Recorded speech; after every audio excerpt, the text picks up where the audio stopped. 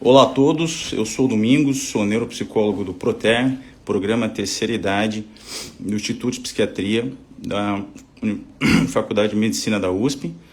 Hoje nós vamos falar sobre álcool, né, álcool e outras drogas, e também um pouco no idoso também, né, diferenciando isso.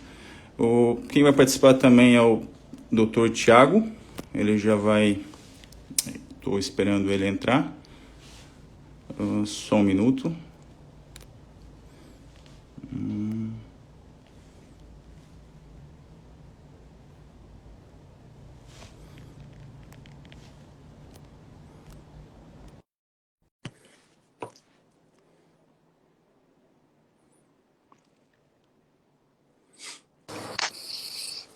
Boa noite, doutor Tiago, por favor, Opa, se tudo apresente. bom? Prazer, Domingos. Boa noite. Meu nome é Tiago Turso, eu sou médico psiquiatra, sou colega aí do Domingos também de faculdade de psicologia. Fiz psicologia e psiquiatria. E a gente hoje vai falar um pouquinho, né, que a gente trabalha no Proter junto, eu sou médico voluntário, o Domingos é o nosso neuropsicólogo que aplica os testes cognitivos. E a gente vai falar um pouquinho sobre o uso de substância psicoativa no idoso, né, ô Domingos? O que você tem, qual que é a dificuldade que você no tratamento do dependente químico, ou então, para ele começar a perceber sobre o uso do álcool, Tiago? Porque eu sempre vejo uma negação e uma arrogância de não admitir o uso, e geralmente é a família que obriga o, o etilista a procurar tratamento, né? Mesmo ele tendo algumas perdas, ele tendo problemas com a lei, às vezes perda de emprego, mas ainda assim ele se nega ao tratamento, né? Sim. Eu acho importante, ô Domingos, a gente falar de substância psicoativa, né? Então, qualquer substância que pode transformar ou dar alguma variação na função do sistema nervoso central. Então, a gente tem a relação muito presente com o álcool, né? Mas no idoso a gente vê muito dependente de benzodiazepínico, por exemplo, né? Do Rivotril, né? O clonazepam, o diazepam, substâncias que às vezes muitos não imaginam, mas alguns tipos de chá, café, são substâncias psicoativas e podem causar dependência, não tão grave, às vezes socialmente, quanto as outras drogas, mas Uhum. causam alteração. O idoso é muito sensível a qualquer substância que traga alteração do sistema nervoso central, da percepção. Então, que faz com que ele fique mais estável ou que ele fique mais calmo. Qualquer dessas substâncias que interferem no sistema nervoso central podem causar dependência e potenciais riscos, né? É interessante você falar quando um terço é de início tardio, né, Tiago? E mais dois terços já começam desde da adolescência, né? Uhum. Esse uso ele começa a virar uma compulsão, né? É interessante você ver uma questão da impulsividade com o uso de substância correlacionado com a doença psiquiátrica, né? Muitas Sim, vezes o cara tem muita raiva e acaba bebendo. O cara tem uma depressão, ele bebe muito. Ou então fóbico social, que tem aquela medo crônico de se apresentar e bebe para fazer isso, né? uhum. Eu acho que tem essa diferença entre a pessoa que ficou usando substância durante toda a vida e acabou em um grau de dependência e outro que teve uma dependência correlacionada a uma doença psiquiátrica. Acho que aí que está tendo dificuldade para o tratamento, porque tudo começa com o diagnóstico certo, né? Sim. Você acaba percebendo essa... Pode falar.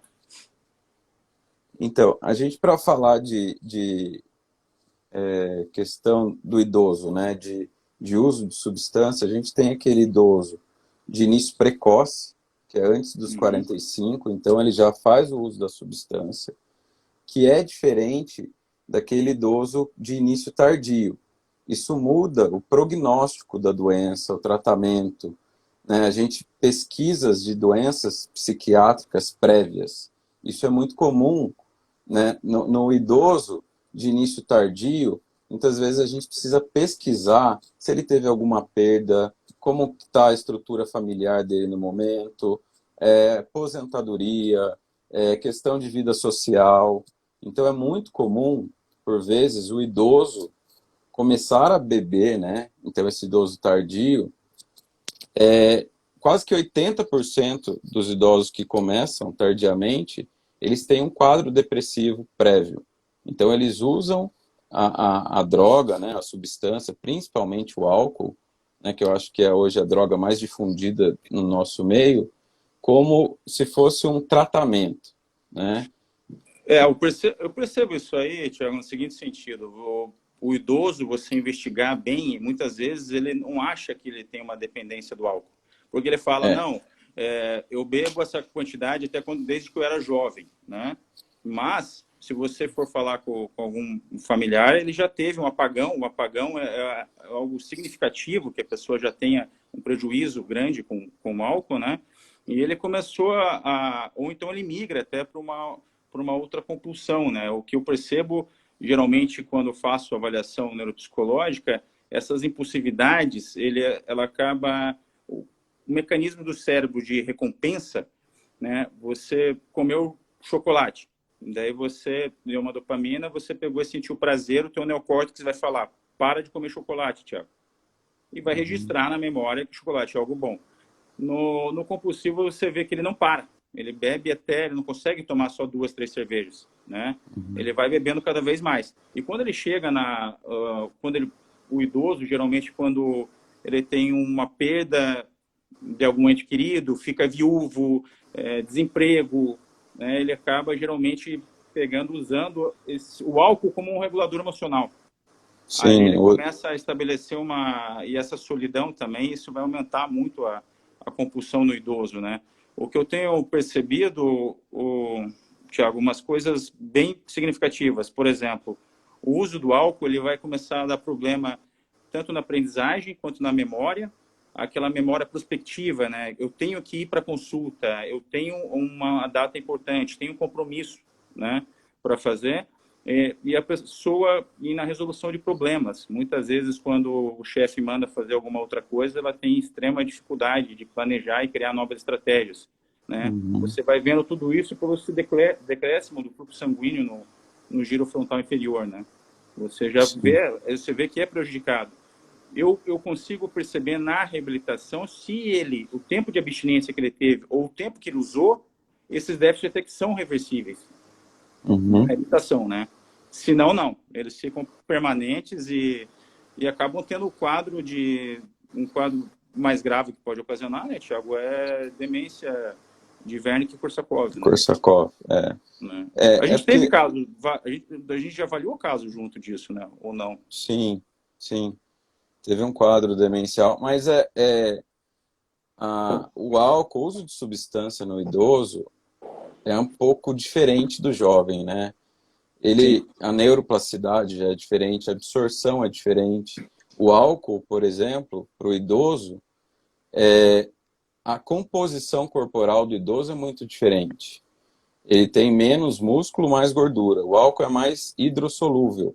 Então, a quantidade de álcool que ele absorve é maior do que um jovem. Então, uma dose de álcool para um idoso e para o jovem tem uma absorção muito diferente. Da mulher também, né, Tiago? A Da mulher, mulher ela também, que a acaba estrutura tendo corporal menor, né? Tem uma diferença até, muitas vezes, na etnia, nas raças, né? japonês, né? O Japonês japonês tem tem uma alteração enzimática, né, do fígado, onde ele tem uma alteração na metabolização hepática do álcool, então ele é menos resistente ao uso de álcool. Então tem algumas questões, né, pessoais aí e de estrutura física que também podem alterar. Mas o que é difícil no idoso, o Domingos, é que a apresentação clínica geralmente do idoso que está fazendo uso é diferente. Eles não trazem, principalmente aquele idoso que nunca bebeu e que começa a fazer uso tardio do álcool, né? É difícil da família prestar atenção, e até porque o quadro clínico é diferente. Quando alguém já usa o álcool, a família já está acostumada, pensa logo no uso de substância. Mas quando é aquele idoso que começou depois do 45, por volta dos 60 anos, que nunca fez uso, né, deprimiu e começa a beber, muitas vezes é difícil a família chegar à conclusão que é alguma substância ou o álcool, que eles têm alteração fisiológica. Então, eles podem ter perda de peso, desidratação, diarreia, e às vezes até a gente, médico, como clínico, né, é difícil você conseguir avaliar esses padrões. Às vezes uma hipertensão de difícil controle, piora do diabetes, tudo isso pode ser, né, que seja a causa de uso excessivo de substância. E como você disse, a negação é muito grande. Muitos transtornos psiquiátricos, né, existe até essa palavra como sintoma, que é a azonognosia, né, que a pessoa não ter a percepção que aquilo está causando um prejuízo. Então, alguns transtornos psiquiátricos causam isso e o uso de substância causa isso, né? Então, a gente fala, às vezes a pessoa vai questionar o uso, o padrão de uso. Não, eu não estou bebendo muito, eu paro quando eu quiser. Ele não tem crítica. Essa é clássica, né? Essa é clássica. E não só o idoso, acho que a maioria do bebedor, né, das pessoas que bebem, porque se a gente for falar de uso de álcool, a dose que a gente diz que é um uso excessivo, se a gente pegar no parâmetro social, é até baixo, né, a dose recomendada de uso de álcool. Porque as pessoas falam, eu tomo vinho. O vinho faz bem para o sangue. Mas você já viu alguém tomar só 150 ml de vinho? Então, aí que é a questão. É até 150 ml. Mais que isso, já é tóxico. Então, por que a gente não prescreve? Porque ninguém para. É muito difícil alguém parar no 150 ml. Né? Então, ou 200 o padrão, ml de cerveja, né? Ou 300, uma latinha, ou uma dose, né, de 40, 50 ml de destilado, uma por dia. Isso é recomendado, mas a gente não recomenda por essa dificuldade, né, de manter essa quantidade de ingestão de álcool e parar ali. Mas tem também, Thiago, aquele paciente que ele no Natal ou no Ano Novo, ele desmaia de beber e não acha que tem problema com álcool, né? Sim. Ele tem um uso esporádico, mas ele é compulsivo, né? Mas isso é o que a gente fala que é o uso em binge, né? Que a pessoa tem esse uso compulsivo. Às vezes a pessoa fala, é muito mais comum a gente ouvir isso. Não, eu só bebo final de semana. Mas chega num sábado, então, quanto que é? O binge é uma dose que também é muito maior, muitas vezes, do que a gente vê na população geral. Né? O uso de mais de 3 doses numa mesma ocasião. Então, mais de 3 latas de cerveja. Tem a diferença do homem e da mulher, mas, no geral, essas doses são medidas por mais de 3 doses, né, ou 3 latas de cerveja, ou 3 taças com 150 ml de vinho. Então, acima disso é o uso compulsivo, né, em binge, que a pessoa faz exagero do álcool. Então, aquela pessoa que bebe, às vezes, só no final de semana, mas em excesso, ela pode ser uma pessoa que faz o uso nocivo do álcool. Né? Então, é uma fase, às vezes, anterior da dependência do álcool. Mas uma coisa que é interessante, né, Thiago, falar, o cara fala, nunca bebeu no trabalho, né, mas foi mandado embora.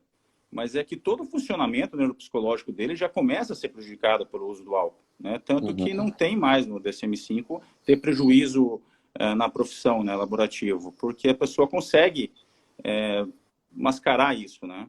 E também tem geralmente alguma outra doença psiquiátrica associada.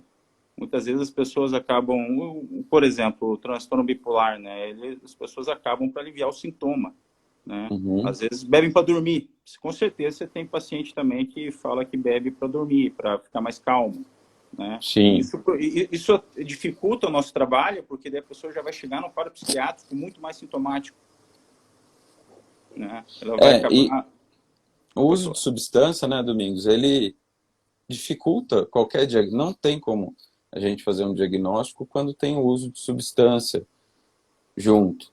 né? Mas a Então, queixa nunca vem, Thiago. A queixa sempre é depressão, entendeu? Ele não sim, fala, sim, nunca vai chegar alguém e falar, exatamente, eu sou dependente de álcool, vim aqui para me tratar. Ele não fala isso, né? Por isso que a exatamente. dificuldade, teve uma pergunta aqui sobre a dificuldade para ele reconhecer, o que eu recomendo para os familiares é, primeiro, você mostrar para ele que você quer ajudá-lo. Não ficar criticando, não ficar aqueles bebum, apelidos, essas coisas grosseiras e nem ficar rotulando, né? E depois você falar com ele sobre as consequências que já teve, né?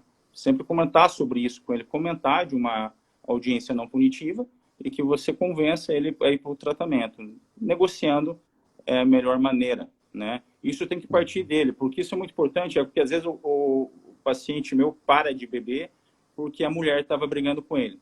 Só que a mulher divorcia, ele cai na cachaça. Para de Uhum. beber, foi com medo de perder o emprego. Foi despedido, cai na cachaça. Vai ter a compulsão de novo, vai ter a recaída, né? É interessante a gente falar nisso também, né? O compulsivo, ele acaba tendo... o impulsivo, ele acaba... Vamos diferenciar um pouco. O impulsivo, ele vai até, por compras, ele vai até o shopping e ele acaba comprando, né? Para pegar e ter o prazer imediato, né? Já o compulsivo, não. O compulsivo, ele precisa daquilo para acabar com a fissura que ele tem, aquele Uhum. craving, né? Que ele acaba sentindo dores, até suando frio e tremor, né? Então, Aí já está num estágio muito mais grave.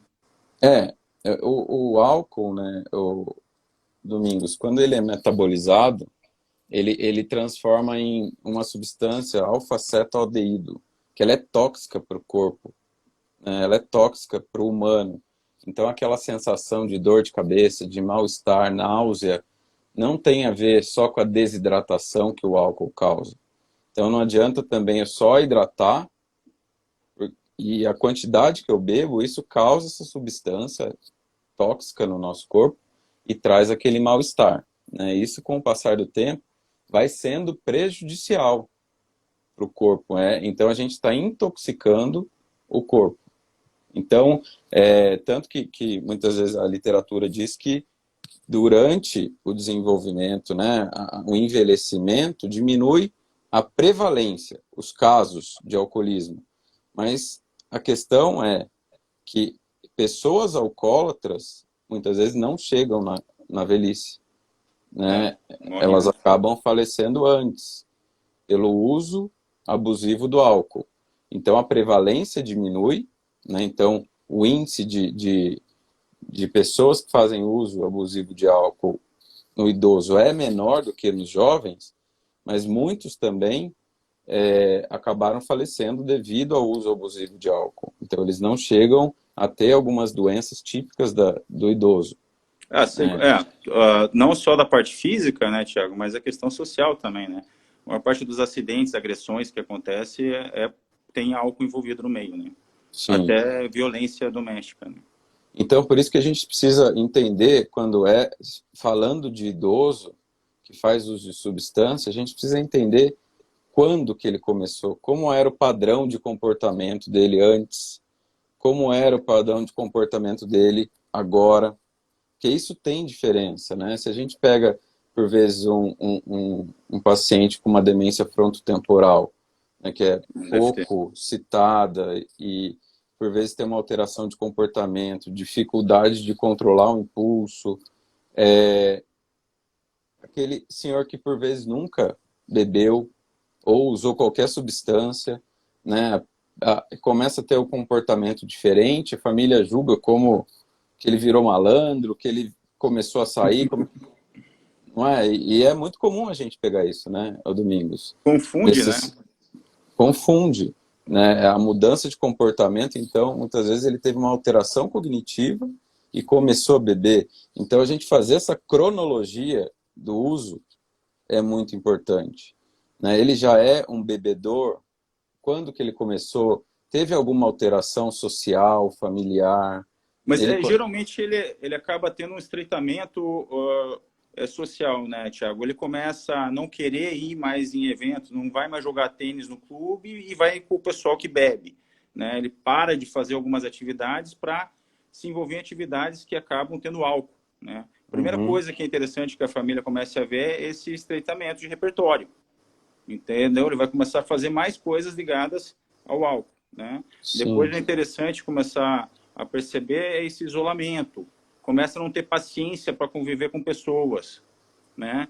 E depois tem que tomar muito cuidado, porque às vezes quando a família tenta fazer uma intervenção, né, que geralmente a família tenta fazer uma intervenção muito rigorosa, o idoso, o paciente, ele fica muito com uma raiva, uma certa culpa, né, e gera muito desentendimento familiar nesse Sim. ponto, né? Mas outra complicação que também tem, né, Tiago, ele já toma geralmente uma polifarmácia, né, e vai o álcool junto, né? Exatamente. E o álcool, ele descompensa, né? É difícil de medicar um idoso que faz uso abusivo de qualquer substância. Então, e a gente sabe, né, Domingos, como você falou, de demências potencialmente reversíveis. Por vezes, o paciente abre um quadro demencial, que é confundido, às vezes, com Alzheimer, demência vascular, e é o uso de álcool que ele está fazendo. Ou o uso de clonazepam, de benzodiazepínico, de Rivotril, né? Maconha, cocaína, né? A geração do esporte está aí, né, Tiago? Tá aí, exatamente. O Baby Bloomer, né? O pessoal pós-segunda guerra, 46 a 64, ali, aquela geração, estão idosos agora. É verdade. Então, tem muitos que continuaram usando. Não é porque é idoso que não usa droga ou usa tipo de substância, né? É comum, até, às vezes, a gente, principalmente medicamento. Senhoras idosas, quantas a gente, né, atende no consultório que fazem uso de benzodiazepínico bastante, aquela receitinha azul, leva a pessoa a qualquer lugar, muitas vezes, né? Então, isso aumenta a chance de queda, aumenta a chance, né, de alteração cognitiva, principalmente da memória. Então, aí eu tenho uma dificuldade grande, Tiago, nisso aí que você falou. Quando eu tenho que trabalhar com uma senhora, um senhor viciado em medicamento, né, é muito complicado para você, primeiro, ter uma comunicação com ele adequada e você tentar mostrar outros fatores positivos que ele não precisa usar tanto essa medicação, porque ele não vê como algo ruim por ser remédio, né? sim. Só que esse uso abusivo, ele não se dá conta do que está acontecendo, né? Ele já consegue receita, não sei aonde, toma mais do que foi prescrito, né? O que era para tomar não toma. Eu tenho uma dificuldade, é bem desafiador, assim, eu tenho uma dificuldade com geralmente idosas com o uso de medicamento. Sim, qualquer dependente, né? O Domingos, eles já são mais sedutores, então são pessoas geralmente mais agradáveis, que conseguem tirar algo, né? O idoso que faz uso de benzo, como você falou, eu brincando, eu nunca vi ninguém dependente de substância que traz uma sensação ruim. Geralmente a pessoa fica dependente de algo que traz uma sensação boa para ela, ou relaxante, né? Mas ela tem um bem-estar, ela tem uma recompensa com aquela substância. Eu vejo a importância da gente como profissional de saúde. Primeira coisa, muitas vezes antes de agir, é você criar um vínculo com o paciente. Porque se a gente chega, por vezes, com muita técnica e colocando, né, tem que ser assim, tem que ser, ele fala, tá bom, e não volta mais. Então, às vezes a gente, na ânsia de ajudar, a gente atrapalha. Sabe o que eu uso, Tiago? Eu sempre faço um acordo. E para você adquirir novos hábitos, né, abandonar os velhos hábitos e começar a viver sem o álcool, sem a substância, eu faço uma comparação assim. Seria como se você, Tiago, fosse morar num país estrangeiro. Você vai ter que mudar todos os seus comportamentos, você vai ter que falar com outras pessoas, você vai ter que criar novos hobbies. Então, por isso que tem uma dificuldade tão grande, né? E aí que você está falando na frase pré-contemplativa, que a pessoa nega, né, que tem a dependência, ela tem que ser muito gradativo aquilo, né? Demora para você ajustar todos os comportamentos e a maneira com que ele vai fazer isso. E também é interessante sempre terapia, psiquiatra a cada 2 semanas, mas terapia de grupo também ajuda muito. O idoso se beneficia bastante, principalmente esse idoso de início tardio, quando ele faz uma terapia de grupo, mas geralmente com idosos, junto, né? Sem ser Não, ela muito não tem misturado. eficácia, Tiago. Quando é com jovens junto, não tem eficácia científica. Geralmente são Sim. só idosos, daí você vê sociodemograficamente também um pouco parecido.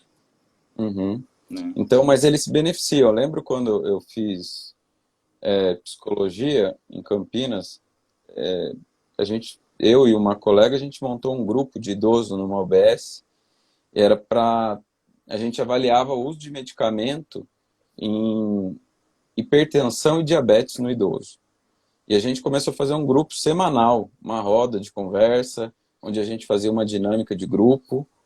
E foi impressionante, assim, eles começaram a trocar, se conhecer, era num bairro de Campinas. Eles foram se conhecendo, aí tinha um senhor que fazia maquete, outra que fazia pintura, e eles começaram a organizar aulas durante a semana, faziam bingo, festa. A diminuição do uso de medicação foi absurda, assim, foi uma coisa muito legal, porque eles voltaram a ter sentido, enxergar um sentido na vida. A Eu, maioria ali estava muito sozinho e o único local de acolhimento, o único local que eles eram escutados, muitas vezes, era no posto de saúde, né? eu acho que Então, eu vou me cuidar, se eu me cuidar e ficar bem, eu não vou ter um lugar de escuta, né? Muitas vezes isso é até inconsciente, mas a pessoa está tão sozinha, os filhos morando longe, né?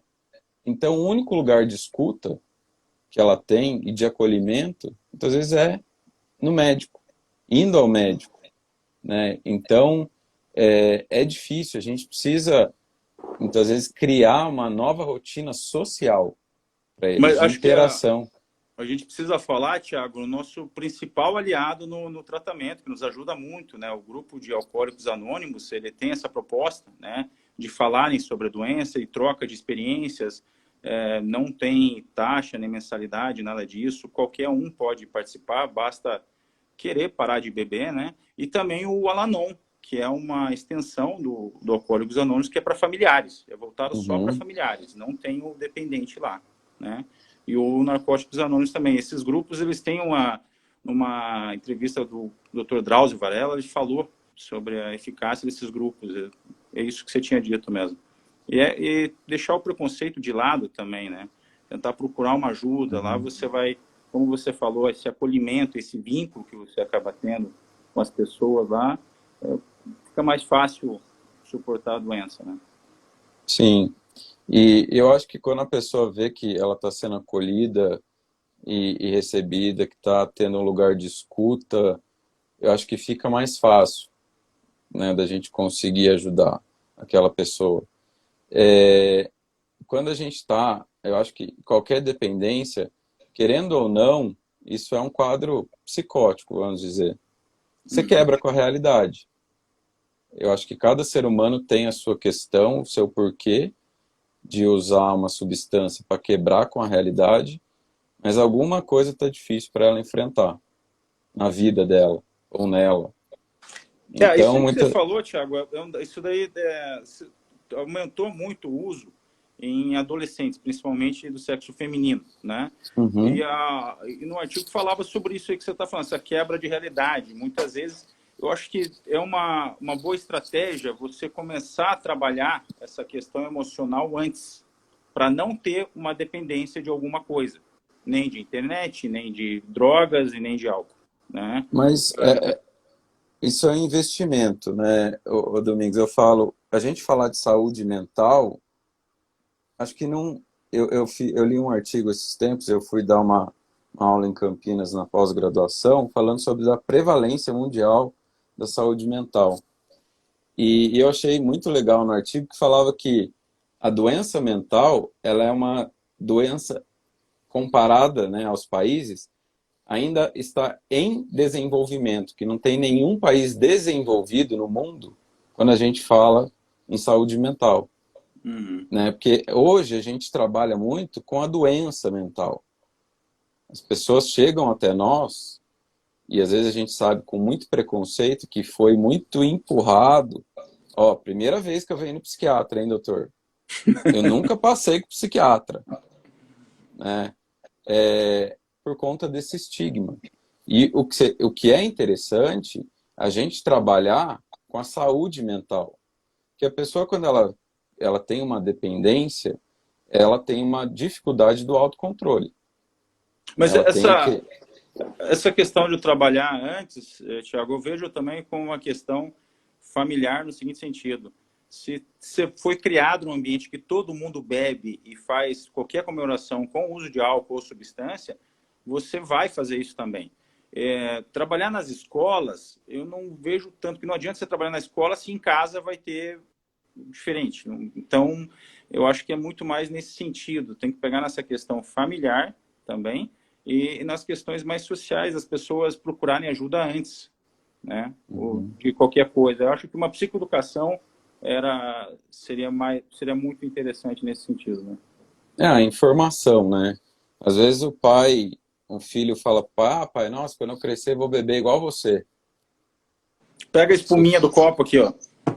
Não, mas às vezes isso do filho falar, pode ser Ah, que o pai, né? Opa, peraí, eu acho que eu não tá legal, né? Isso que eu tô fazendo. Então, acho que a gente precisa a educação mesmo, né? E sabe, tem alguns trabalhos hoje mostrando que você falar de álcool, de droga, não é legal.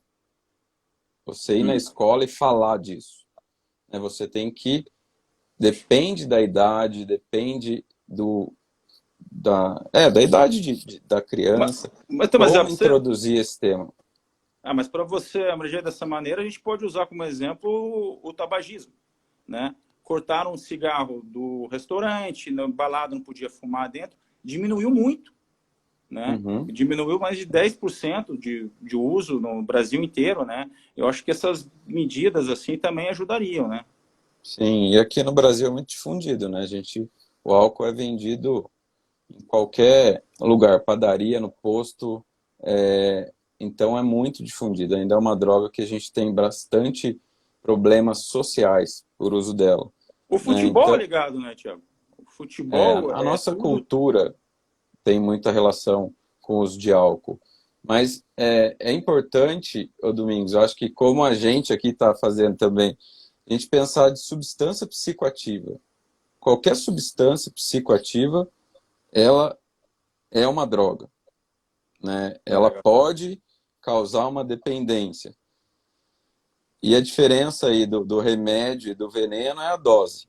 Então, se a pessoa ela acaba tendo uma compulsão, ela não consegue viver sem aquele medicamento, por vezes traz um prejuízo pessoal, mas no caso do álcool, por exemplo, e de outras drogas como cocaína, crack, eles Anfetamina. trazem anfetamina um prejuízo social também, né? Então a pessoa vai perdendo, às vezes, o controle, o autocontrole, traz prejuízo familiar, prejuízo financeiro, prejuízo social, né? Então tem a gravidade do quadro também que se difere entre um e outro.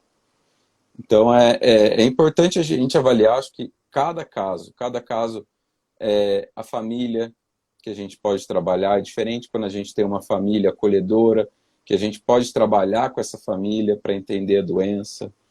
Muitas vezes a gente atende idosos que não têm nenhum familiar mais, né? É, Como fazer?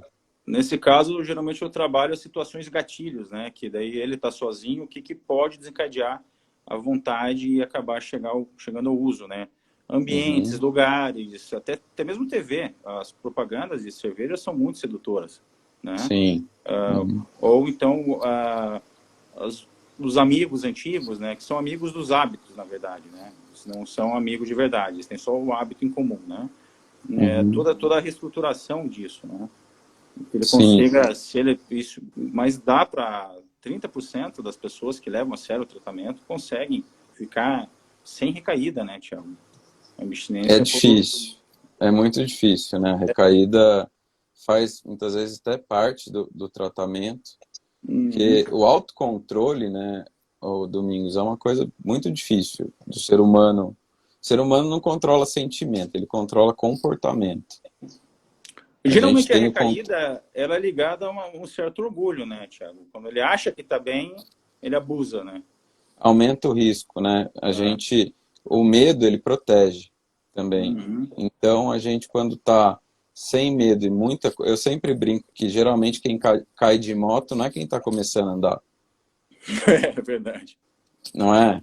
É. Então, é aquela pessoa que está muito autoconfiante que cai de moto. E o álcool também. Ah, eu parei tanto tempo, eu consigo, eu posso beber ali no aniversário ou encontrar meus amigos e beber uma vez. Eu controlo. Só que isso vai acender aquele sistema de recompensa, nosso cérebro vai lembrar daquele bem-estar, Que daí daquela não para, né? sensação, e aí ele volta do padrão da onde ele veio. Então começa do zero, a gente começa novamente o trabalho. É Mas difícil, é geralmente uma o, nova experiência, né? mas o dependente, geralmente ele volta numa intensidade igual ele parou, né? É impressionante. O Ele maior, né? vai agravando cada vez mais, né? Ele volta igual ele estava no ápice dele, né? Sim. Eu- É porque cria uma memória, né? Ali. Uhum. Então ele tem um padrão de uso da substância. É muito, vamos dizer, acho que na prática é impossível a pessoa que é um bebedor compulsivo, que tem, né, a questão do alcoolismo, parar e depois voltar a ser um bebedor social.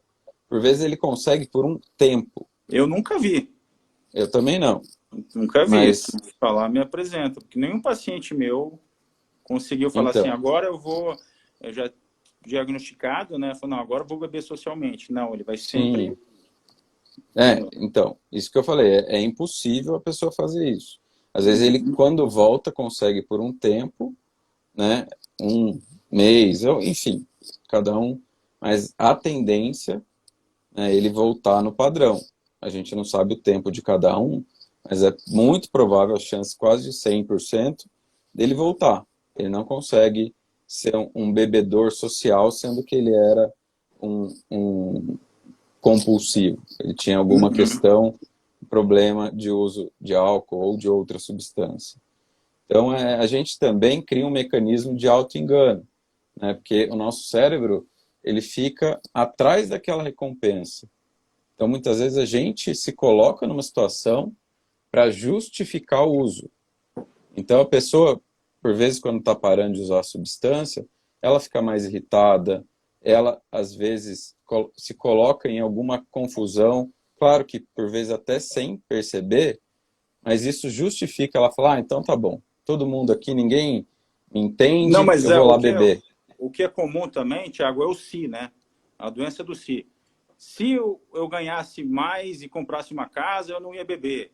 Se não brigassem comigo, eu Uhum, não ia beber tanto. Se não fizesse tal coisa. Ele sempre tem uma justificativa, né? Que nunca é ele, né? Nunca tem.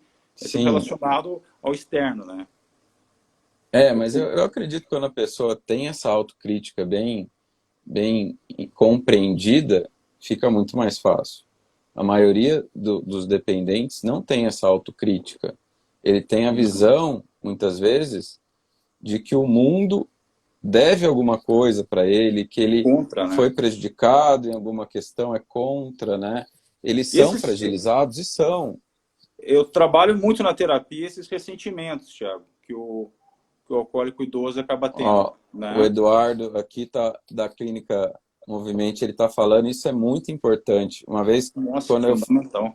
eu fazia psicologia, teve uma professora, eu não esqueço, ela falou, a gente nunca pode tirar algo de alguém sem dar alguma coisa em troca, colocar. Então, essa endorfina, dopamina, que a substância muitas vezes causa, atividade física faz isso de maneira natural. Acho que é a Então, única coisa que você pode prescrever para qualquer público, né, Thiago? E vai fazer bem, né? mas mesmo assim tem que ter um profissional, né? Porque você pega um É, idoso que era bebedor, coloca ele para correr, amanhã ele já vai estar com o joelho ferrado, vai estar todo inflamado, aí ele vai beber para passar dor. é, Então, tem que ter acabar. eu acho que a gente precisa entender a fase, né? Que fase que ele está da doença, como que ele se enxerga. Primeiro, eu acho que de tudo, é a gente criar o vínculo profissional, paciente, para eles entenderem, criarem um laço de confiança É, e escutar aquilo, né, Thiago? Você é muito novo para ser meu terapeuta. É clássica, né? não, e é mesmo, né? A gente não tem mesmo a experiência de vida de um idoso, né? Uhum. Mas a gente estuda e tenta mecanismos para ajudá-lo a sair daquilo. A gente não consegue tirar ou mudar a vida de alguém quando a pessoa não permite, né, Domingos? Eu acho que Uhum. quando ela está com risco de vida, né, ou colocando outros em risco, aí o profissional precisa atuar, né? Que ela está sem crítica, totalmente sem crítica. Mas a questão do uso de substância, muitas vezes a pessoa está sem crítica do uso. Isso está trazendo risco de vida para ela ao longo do tempo, mas a gente precisa, às vezes o nosso tempo como profissional, a gente quer uma resposta muito mais rápida do que o tempo do Do paciente, paciente, né? né? Mas Então, às vezes, é, por isso, nessa angústia e ansiedade, a gente, por vezes, perde o paciente. uhum. Mas é interessante essa pergunta do João Lourenço na questão da redução de danos, né? É importante você fazer uma estratégia terapêutica com alcoólico, por exemplo, né? O qual, por exemplo, ele não, alguém sempre monitorando ele mesmo, né? O horário, né? Com quem que ele está saindo. Eu sei que às vezes é meio chato, mas isso é necessário. Ah, vai de casa pro A do trabalho, entendeu? Não ter muito dinheiro, senão vai acabar passando no bar. Não passar os mesmos caminhos, senão você vai e o alcoólatra geralmente ele tem muito amigo, o amigo paga a conta para ele, né? Ele não, ele consegue essa redução de danos que ele estava falando é muito importante, né? E você fazer todos os exames clínicos possíveis, né? O acompanhamento terapêutico, se possível, em grupo também. Mas, assim, Domingos, eu, para ser bem sincero, eu não acredito na prática, na redução de danos. Tem pessoas que trabalham, têm sucesso. Eu trabalho na equipe do Arthur Guerra, que ele trabalha há muito tempo com dependência química, álcool e droga. É muito difícil, porque o dependente químico, ele tem essa dificuldade do controle de impulso. Como que ele vai, por vezes, usar menos? Ou ele vai conseguir colocar uma droga para substituir? Eu acho que é importante que a pessoa, quando adere a um tratamento, ela trocar, não por outra droga, uma visão particular também, né, da equipe que eu trabalho, mas tem outras pessoas que fazem excelentes trabalhos dessa maneira, mas você tirar uma substância para colocar outra substância, eu não sei o quanto que isso vai ser Não, mas é que saudável, no bom ou não. sentido, Thiago, de você tirar velhos hábitos, velhos costumes, né? E você começar a usar outras coisas na tua vida que também te dê prazer. Muitas vezes nem sabem. Né? Sim, Muitas vezes eles não, nem exatamente. sabem que atividade física dá esse prazer, nem sabem que se eu estou numa fissura, eu comer um doce, passa, liga para alguém, né? Antes de Uhum, fazer alguma coisa. É mais nesse sentido. Não é que você fala, agora você vai beber só 5 garrafas. Não, não é isso. Entendeu? É você, exatamente.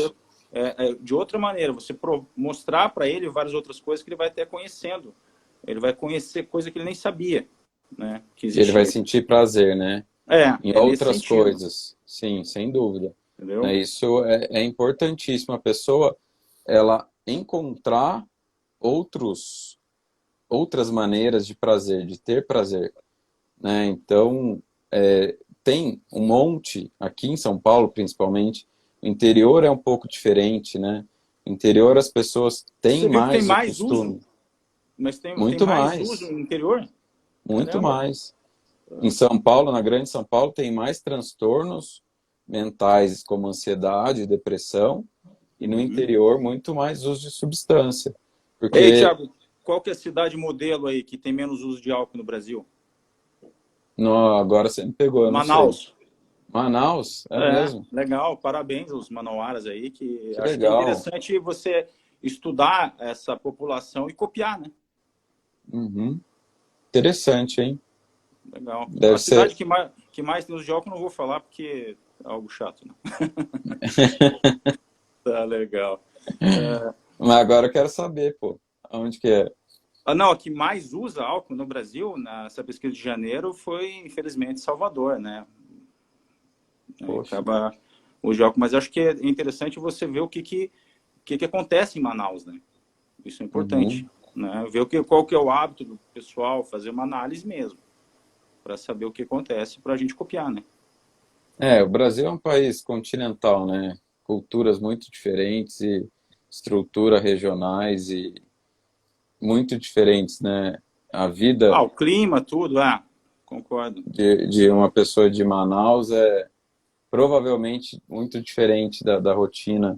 Eu acho que a gente precisa, importante, eu acho que eu falo disso, de trabalhar a saúde mental e trabalhar a educação, né, da criança em si, para ela poder conseguir ter o maior poder de escolha, de tomada de decisão. Porque substância, drogas, sempre vão existir no mundo. É difícil a gente acabar com elas, né? Mas acho que, tá certo, mas essas medidas restritivas, elas ajudam muito, isso já foi comprovado, né? Mas o que é estranho, né, Tiago, por quê, né? O que acontece, né? A gente tem que ver também Mas uma... o risco, o perigo chama mais atenção do que o errado, muitas vezes. Se a gente pega o Bart Simpson, o desenho, quem que faz mais sucesso? É o Bart ou a Lisa, que é certinha, né? O Você é Bart um é todo delinquente, né? doidão, o Bart doidão, ele apronta todas, não vai na escola, ele faz um sucesso. A Mas irmã, é que é que, acho toda que nesse certinha, vai caso, bem. psicologicamente falando, dá um ar tipo, eu não respeito as regras, um ar meio de liberdade. Mas a gente tem que ver o resultado que essas pessoas ficam na fase adulta. Geralmente, na adolescência, o mais descoladinho é o que se lasca na fase adulta. Porque ele é o primeiro a usar droga, Então, é o que chega com baseadinho, o que ficou bêbado na festa e chamou atenção, né? Então, esses comportamentos, realmente, eles acabam, a longo prazo, né, dando um prejuízo muito grande, né? é assim, é você brincar mesmo com fogo, né?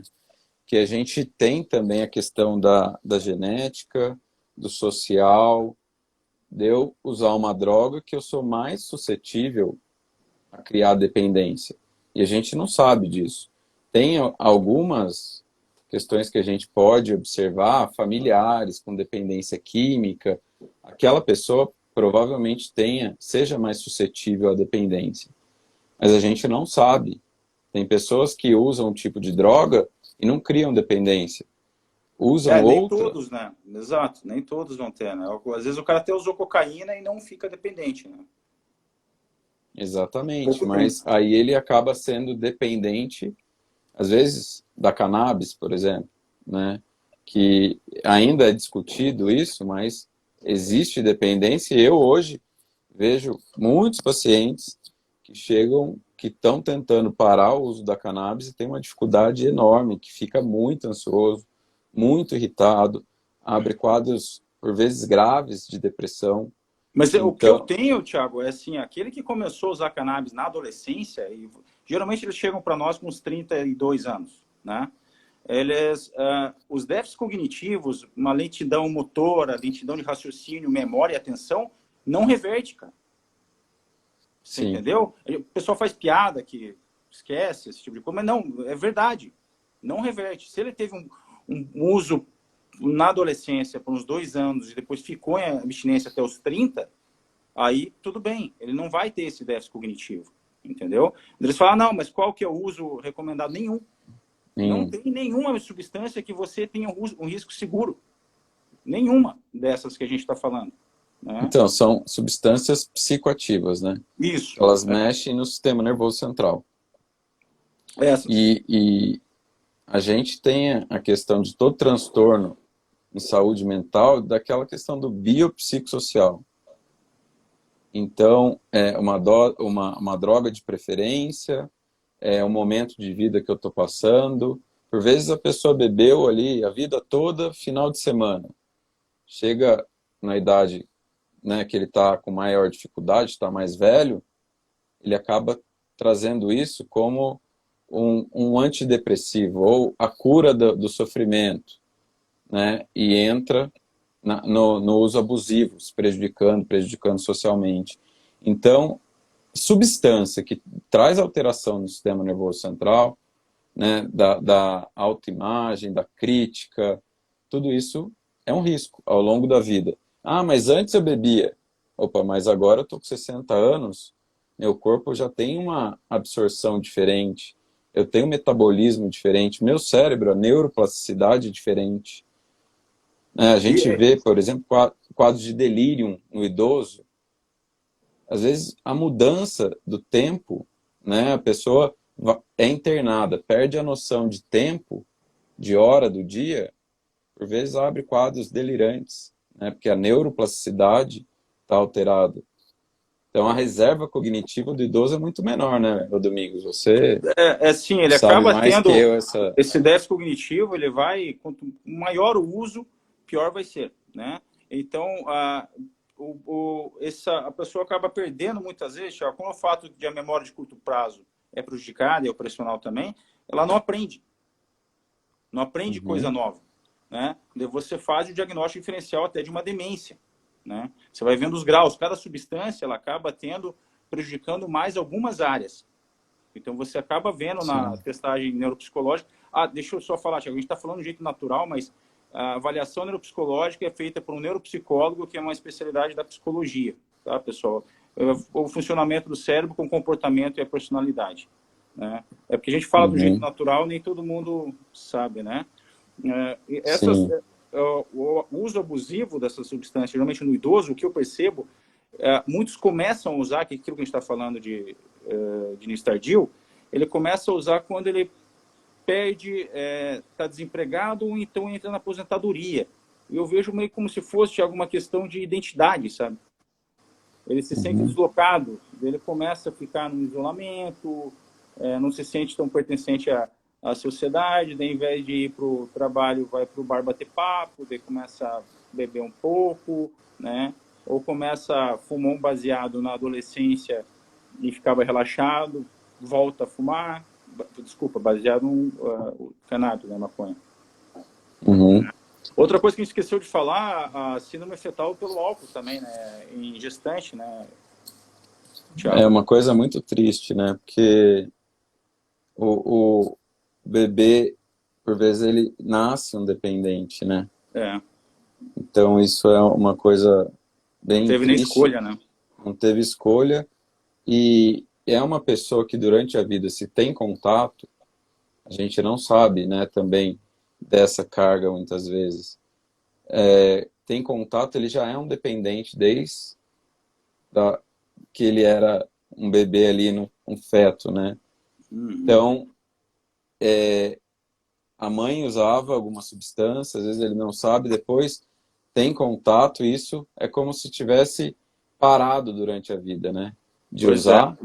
e ele chega na adolescência, Thiago, ele começa a apresentar alguns problemas, ele começa a usar a maconha ou então o álcool, e geralmente cocaína, maconha e álcool, eles estão relacionados ao transtorno de déficit de atenção e hiperatividade, né? Uhum, Que sim. muitos têm isso, né?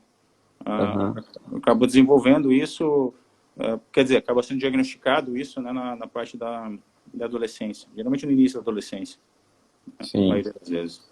Mas é uma coisa que eu acho que é importante, ô Domingos, a gente ressaltar, é muito importante, eu acho que o diagnóstico, a gente fazer um diagnóstico correto, porém, eu acho que esse diagnóstico a gente precisa usar não para justificar o comportamento, mas para a gente entender. Ah, eu uso álcool porque eu tenho depressão. Eu uso cannabis porque eu sou ansioso. Eu uso. Não. Opa, se você é ansioso, se você tem depressão, você tem que tomar mais cuidado, porque isso pode se tornar uma muleta.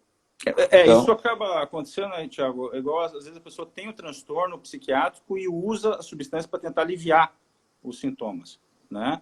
Geralmente uhum, o diagnóstico correto, você está certo, ele vai começar a dar um tratamento mais adequado também. E como você falou, cada um é cada um, né? Cada um tem o seu déficit cognitivo, cada um tem o seu grau também, né? E o uso, o uhum. tempo de uso.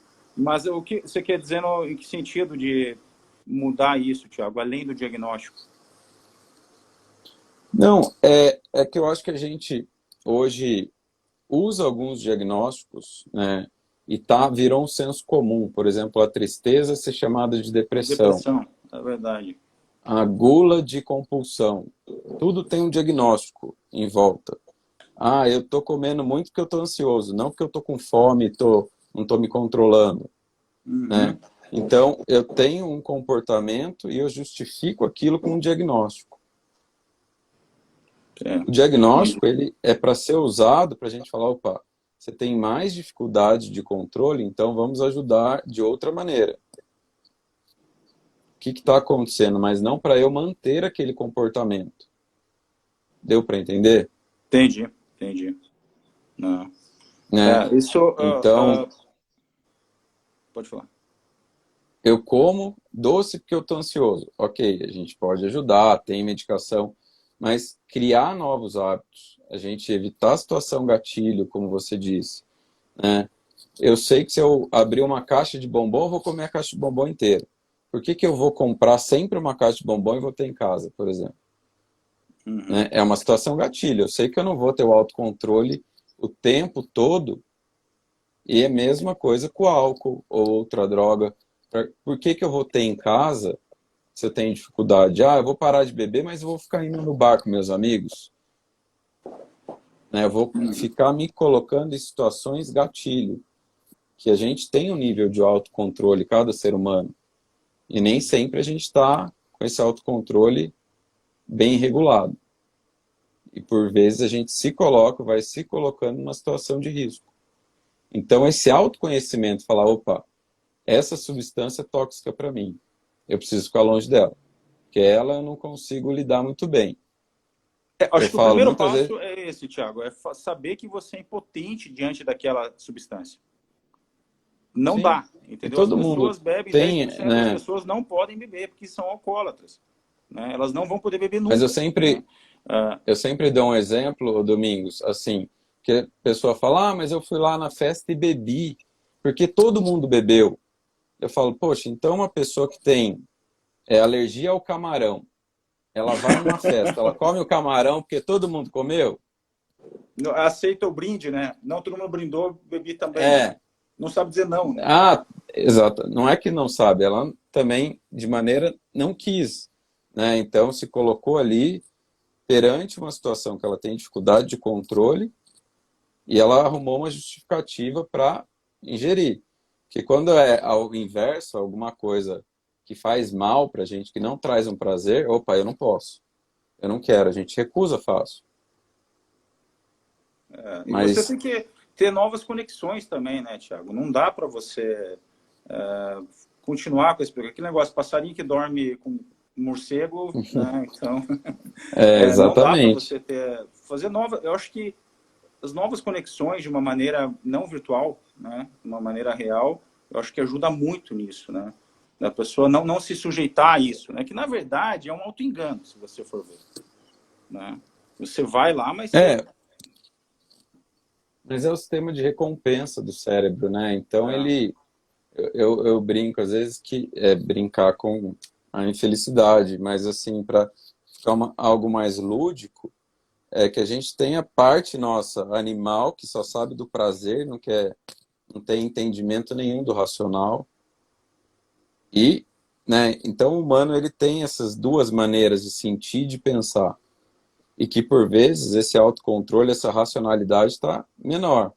É difícil eu controlar o meu prazer, né? Eu tô no meio, eu tô testando uma coisa que eu gosto muito, que a pessoa não vicia em coisa que ela não gosta. sim. Nunca vi ninguém viciado em coentro. Eu detesto coentro. Né? Eu nunca vi. Então, Tá. assim, a pessoa, ela cria dependência em cima daquilo geralmente que traz um prazer, que ela gosta muito. Então, a gente tem que saber os nossos limites. Né? Ó, alguém falou aqui que é O que viciado em você me coentro. É a encontro, olha, primeira que eu vi. vamos lá, Thiago, a gente dá uma consulta, né? Essa. Mas eu acho que não traz tanto mal Ah, social nem para ela igual eu o falo, uso né, de Thiago? coentro. Eu falo ao paciente, né? Se tá com alguma fissura, come algo doce e vai para casa. Ele falou, não, mas eu vou engordar. Eu nunca vi um gordo ser preso numa blitz, né? Entendeu? Exatamente. Você vai ter que trabalhar com algumas outras questões, né? Só respondendo aqui, síndrome de Korsakoff não é reversível, tá? Não. É uma demência que acaba acontecendo pelo uso abusivo de álcool, né? E a notícia triste que eu tenho para dar é que ela está acontecendo cada vez mais cedo. Isso. A pessoa Então, e o uso de substância de maneira geral. vai acabar. A próxima live